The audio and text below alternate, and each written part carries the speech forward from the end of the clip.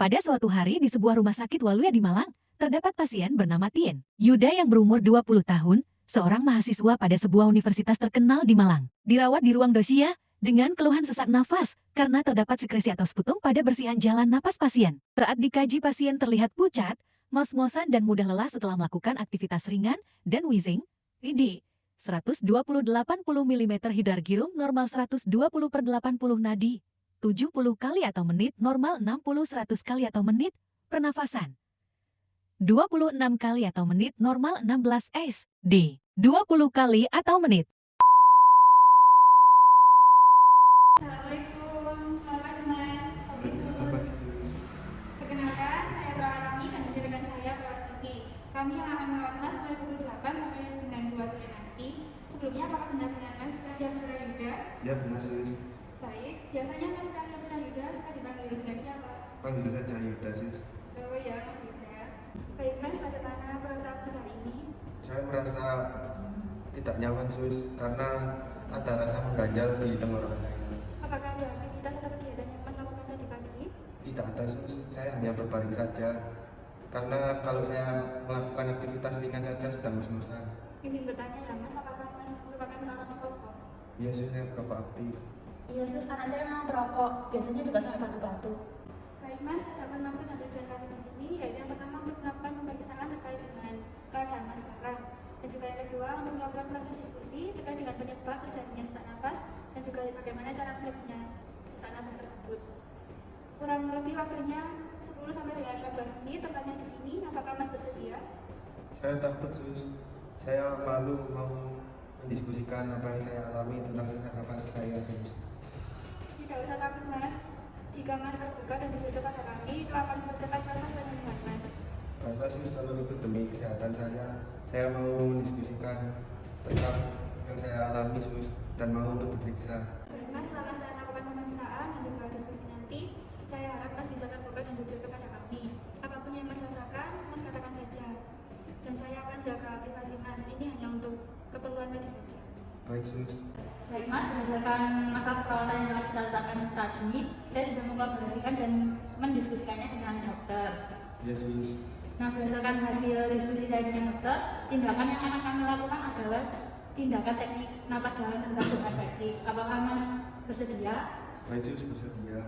Baik, mari kita lakukan tindakan pertama, yaitu fisioterapi dada yang tujuannya untuk mengeluarkan sputum. Sebelumnya, minta tolong untuk maskernya dibuka dan jaketnya dibuka terlebih dahulu ya Mas. Baik sus.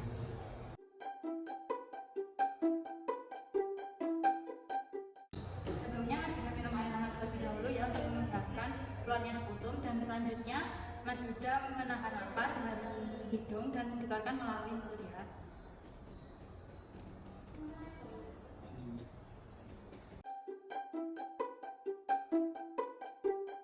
Permisi ya Mas, sebelumnya saya akan membantu meratakan tangan Mas ke area dada, gunanya untuk ditempatkan ke area yang mengalami penumpukan sekret. Silakan sus. Permisi ya Mas. Baik Mas, sambil menghembuskan nafas, Mas keluarkan batuk dan sputumnya ya.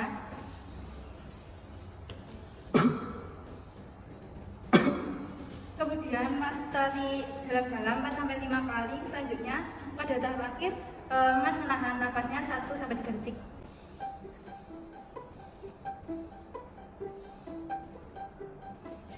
Baik, yang terakhir Mas tahan 1-3 detik ya. 1, 2, 3. Baik Mas, tindakan ini sudah selesai. Mas bisa memakai maskernya lagi. Baik sus. Tindakan pemeriksaan sudah selesai dilakukan ya Mas. Untuk yang selanjutnya adalah proses diskusi. Jadi saya ingin bertanya, apakah Mas hanya seorang perokok aktif saja atau ada hal lain yang Mas belum mengatakan kepada kami?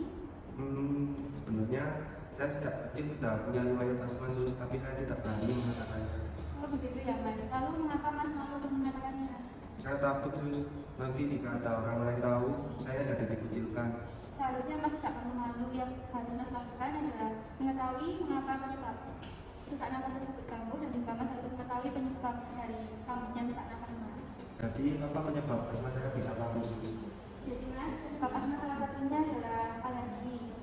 Jadi Mas harus menjaga kondisi Mas agar tetap stabil, agar tidak terpapar alergi Mas, misalnya alergi terhadap flu atau kesemutan.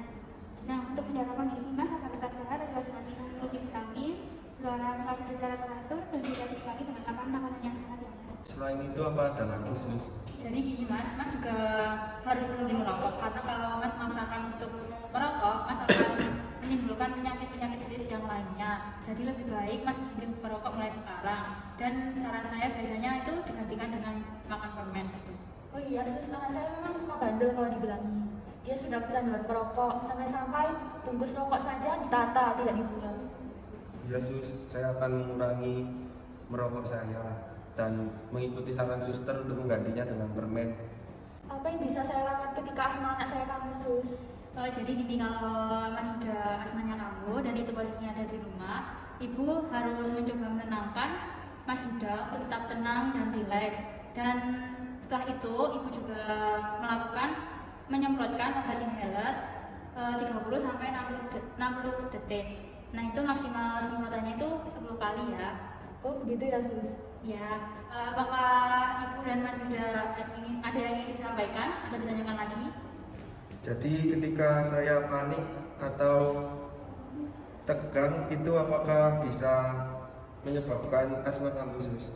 Iya, jika Mas sudah mengalami panik atau stres atau tegang itu akan menimbulkan asma Mas kambuh lagi. Jadi Mas harus lebih pintar-pintar mengontrol emosinya. Oh iya sus, baik. Mas tindakan sudah kami lakukan. Bagaimana perasaan Mas setelah dilakukannya tindakan tadi? Alhamdulillah sus, sudah lumayan membaik dan terima kasih sudah menolong saya sus. Ya, sama-sama. Saya izin bertanya lagi, bagaimana apa yang harus Mas lakukan untuk meminimalisir terjadinya asma? Saya harus berhenti untuk merokok dan mulai olahraga, lalu saya harus juga makan makanan yang sehat sus.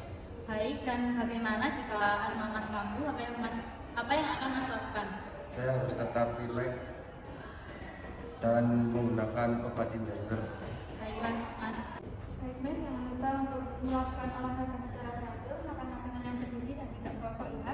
Dan jangan lupa untuk tidak melakukan aktivitas yang terlalu berat untuk sementara ini. Baik sus, saya akan lebih rutin untuk melakukan olahraga.